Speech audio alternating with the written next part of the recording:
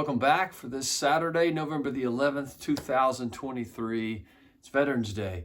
We started with a little clip to say thanks, and we also want to just pause as we start this Thanksgiving thought. Today our country has set aside to say thank you to those who have served our country, and so we say thanks.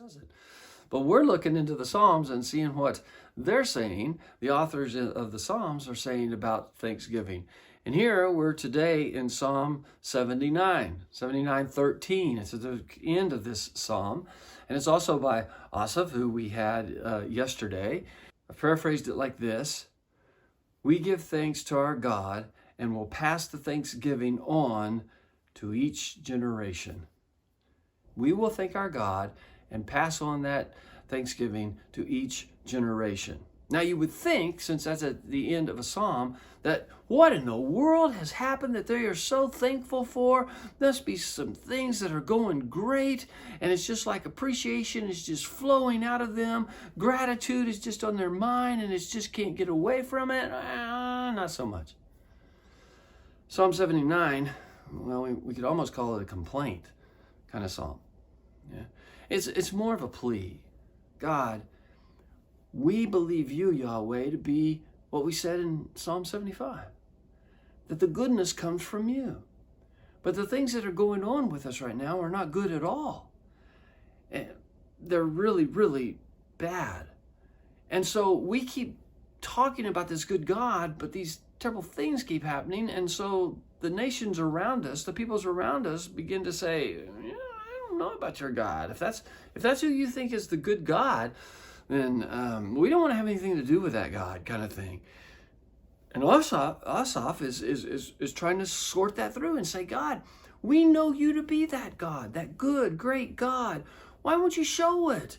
In a sense, put them in their place. They're making fun of you. They're making fun of not us. It's you. We know you to be this God. So what's going on? Can't you bring that about? And then he comes to that and says, if you will, if you do, when you do, in a sense, well, the people, your people, or the sheep of your pasture, they will give you thanks and let every generation know. And there's a little hint in that. Well, what are we going to do if this doesn't turn around? How do we pass on to the next generation that you're the great and good God if they haven't grown up with that and seen that? That's a good question, isn't it? We're a long way removed from this psalm. But oh my goodness, what is still going on? The God of love, the God of goodness, this great, powerful God. And people are beginning to say, I don't want to have anything to do with that God. Is it because we've lost sight of the goodness and the greatness and the love? Is it because we keep claiming that and they don't see it in those that follow him? Is it that generations have been raised with not a good and great God, but a God that is out to get us? And if you will follow the rules real closely as we tell you to follow them, he might not get you as bad? Well, I don't know. So what do we do with that? Well, we continue to claim that Yahweh is this great and good God. But we also want the next generation to know that and believe that. And they will know that and believe that as they see this good God receive the credit from the people that follow him and show the goodness to others.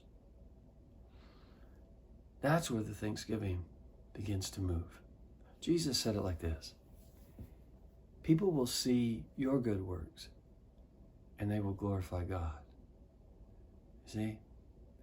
It's tied together. If we're going to claim a good and great and loving God, then good and great and wonderful blessings of love come from us.